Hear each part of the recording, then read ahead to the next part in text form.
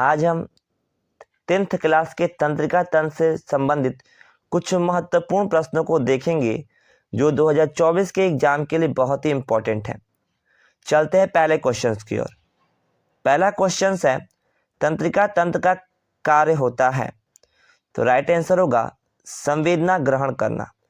आपको याद होना चाहिए, तंत्रिका तंत्र पूरे शरीर में क्या होता है, फैला होता है और हमारे द्वारा किया गया कोई भी कार्य तंत्रिका तंत्र से संबंधित होता है और हमारे संवेदना को ग्रहण करने में भी तंत्रिका तंत्र मदद करता है।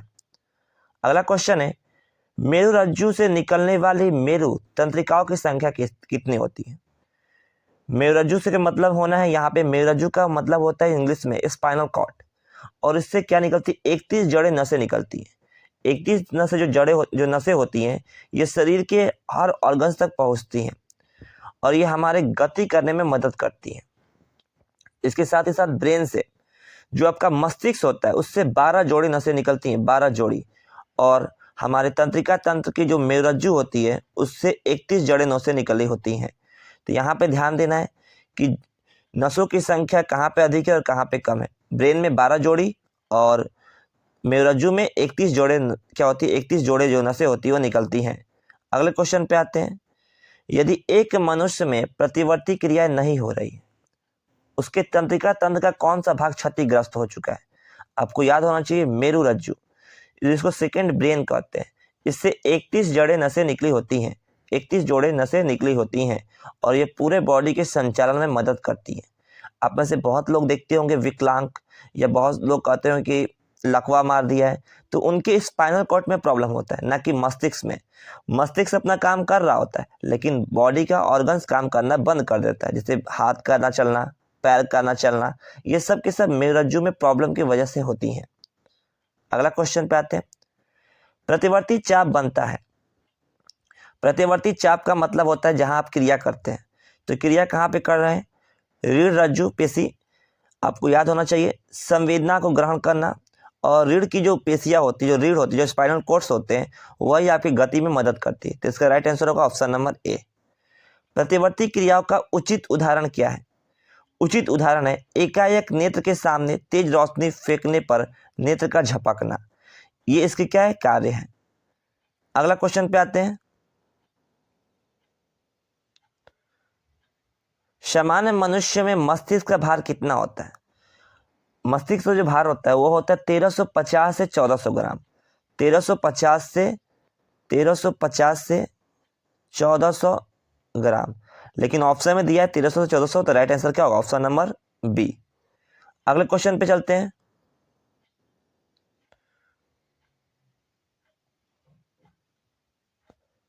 मनुष्य के मस्तिष्क का कौन सा भाग सर्वाधिक विकसित होता है। आपको याद रखना होगा ब्रेन। ब्रेन को 3 भागों में हम लोग बांटते हैं। 3 भागों में क्या करते हैं, बांट देते हैं, पहला, दूसरा और तीसरा।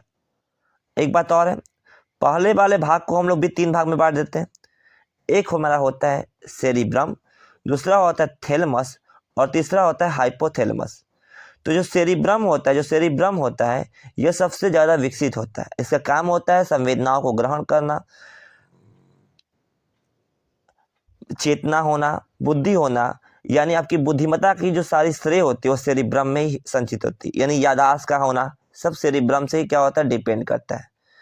अगला क्वेश्चन है, मनुष्यों में मस्तिष्क का कौन सा भाग ताप को नियंत्रण करता है।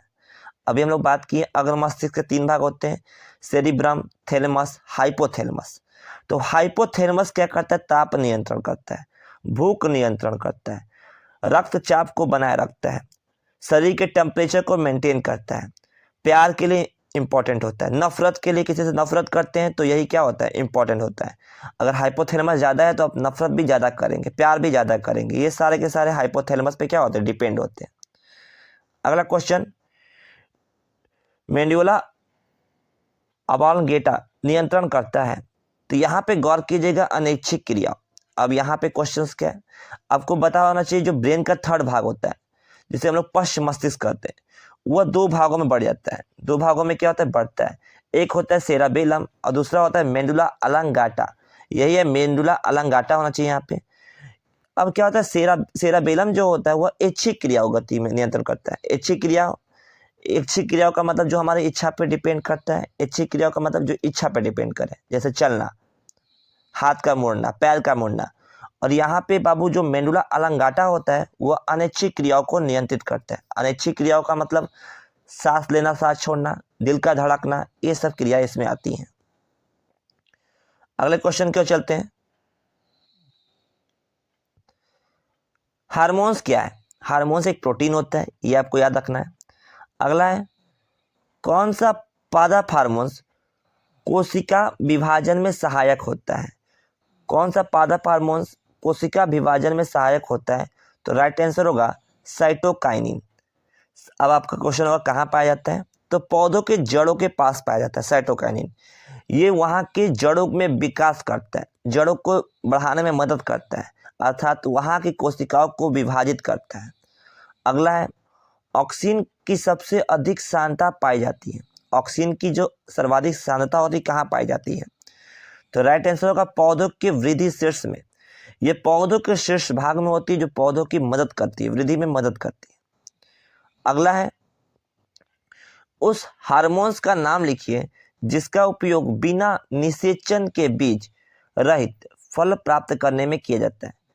बिना निषेचन का मतलब होता है नॉट सेक्सुअली प्रोडक्ट, यानी यहाँ पे भोजन बनता है।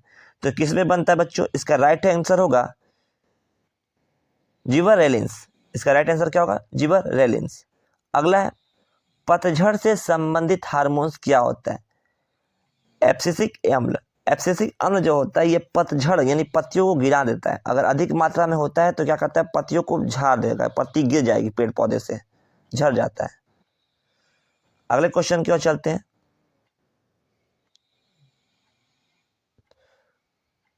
पुरुषों के वृषण द्वारा स्रावित हार्मोन्स का क्या नाम होता है? इसके दो हार्मोन्स होते हैं, यहाँ पे हैं आपके, टेस्टोस्टेरोन और दूसरा होता है एंडोस्टेरोन। अगले क्वेश्चन पे चलते हैं। अगला क्वेश्चन है, नर जनन अंगों से संबंधित ग्रंथि है। नर जनन अंगों से संबंधित ग्रंथि है, तो इसका राइट आंसर होगा ऑप्शन नंबर सी, प्रोस्टेट ग्रंथि। अगले क्वेश्चन की ओर चलते हैं। मादा लिंग हार्मोन्स कहलाता है। मादा लिंग हार्मोन्स जो होता है एस्ट्रोजेन। एस्ट्रोजेन जो होता है वो मादा लिंग यानी ओवम के पास से क्या होता है? स्रावित होता है। अगला क्वेश्चन है, ऑक्सीटोसिन का श्रवण कहाँ से होता है? ऑक्सीटोसिन का श्रवण कहाँ से होता है? तो इसका राइट आंसर होगा प्यूटरी ग्रंथि। इसी को हम लोग पीयूष ग्रंथि भी कहते हैं। ये ब्रेन से निकलता है। ब्रेन में एक पीयूष ग्रंथि होती है जहाँ से निकलता है। अब कहेंगे ये पीयूष ग्रंथि कहाँ पे होती है? तो हाइपोथैलेमस के पास ही पीयूष ग्रंथि पाई जाती है, जिसे मास्टर ग्रंथि भी कहते हैं, और इंग्लिश में से प्यूटरी ग्रंथि कहते हैं, प्यूटरी ग्रंथि कहते हैं। किस हार्मोन्स की कमी से मधुमेह रोग होता है? ये आपको याद होना चाहिए। राइट आंसर क्या होगा? इंसुलिन। इंसुलिन की कमी से क्या होता है? मधुमेह रोग होता है। अब यहाँ पे इंसुलिन कहाँ से मिलता है? तो इंसुलिन अग्नाशय यानी पैंक्रियाज के अंत स्रावित भाग से निकलता है, जिसे लेंगर-हेंज के नाम से जाना जाता है। वहाँ की कोशिका के जो बिट होते हैं वहाँ से प्राप्त होती है। तो याद रखना है, इंसुलिन जो होता है इसकी कमी से क्या होता है? इंसुलिन की कमी से हमारे मधुमेह रोग होते हैं। और कहाँ से निकलता है? तो यह निकलता है अग्नाशय यानी इंग्लिश में पैंक्रियाज के अंतःस्रावी भाग के लेंगर-हेंज की दीपिकाओं के बेटिका से प्राप्त होती है। अगले क्वेश्चन की ओर चलते हैं। अगला क्वेश्चन है हमारा, थायरॉक्सिन हार्मोन्स की कमी से होती है। थायरॉक्सिन हार्मोन्स की कमी से क्या होती है? घेंगा रोग। अब यहाँ पे थायरॉक्सिन कहाँ से होता है? तो आपको मालूम होना चाहिए, गले के पास, गले जहाँ कंठ होता है वहाँ पे क्या होता है? थायराइड ग्रंथि होती है। थायराइड ग्रंथि से क्या निकलता है? थायरॉक्सिन हार्मोन्स निकलता है। और अगर निकलना बंद हो जाए, अगर इसकी कमी हो जाए, तो गले पर क्या होगा? एक सूजा हुआ क्या होगा? सूज जाएगा, गला फूलने लगेगा। उसी को घेंगा रोग कहते हैं। और कुछ लोग कहते हैं सोडियम की कमी से भी होता है, तो ये रियलिटी है। तो ये हार्मोन्स की कमी से भी होता है। अगला बात करते हैं।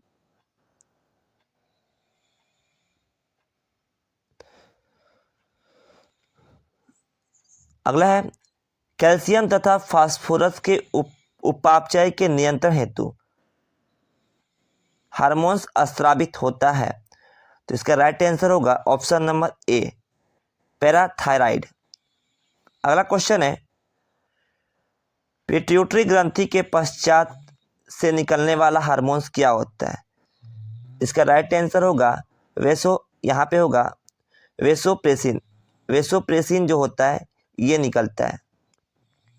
अब यहाँ पे ये जो निकलता है जब जो माँ बच्चा देने वाली होती है, जब माँ प्रेग्नेंट होती है, तो उस समय क्या होता है, बच्चों को आसानी पहुंचाने के लिए आपके क्या होता है, पिट्यूटरी ग्रंथि यानी पीयूष ग्रंथि से ऐसे एंजाइम निकलते हैं जिससे कि उनको दर्द की अनुभूति कम हो।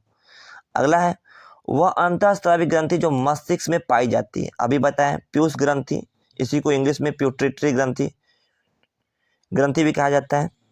अगला क्वेश्चन है, मास्टर ग्रंथि है। मास्टर ग्रंथि क्या है? आपको याद आना चाहिए, पीयूष ग्रंथि, जो कि मस्तिष्क से निकलती हैं। पीयूष ग्रंथि, इसी को हम लोग क्या कहते हैं, मास्टर ग्रंथि। मनुष्य में पाई जाने वाली मिश्रित ग्रंथि का क्या नाम है? यहाँ याद रखना चाहिए कहाँ से, तो अग्नाशय ग्रंथि। इससे बहुत सारे क्या होते हैं, एंजाइम्स, ग्रंथियां निकली हुई होती हैं। अगला है, निम्नलिखित में से कौन सा पादप हार्मोन्स है? पादप हार्मोन्स है, यहाँ पे राइट आंसर होना चाहिए जिबरेलिन। एक बात और, इसमें क्या होता है कि नॉन सेक्सुअली प्रोडक्शन बनता है, इसमें जो रिप्रोडक्शन होता है नॉन सेक्सुअली होता है। तो ये सब ध्यान देना चाहिए। तो मिलते हैं अगले वीडियो में, तब तक के लिए धन्यवाद।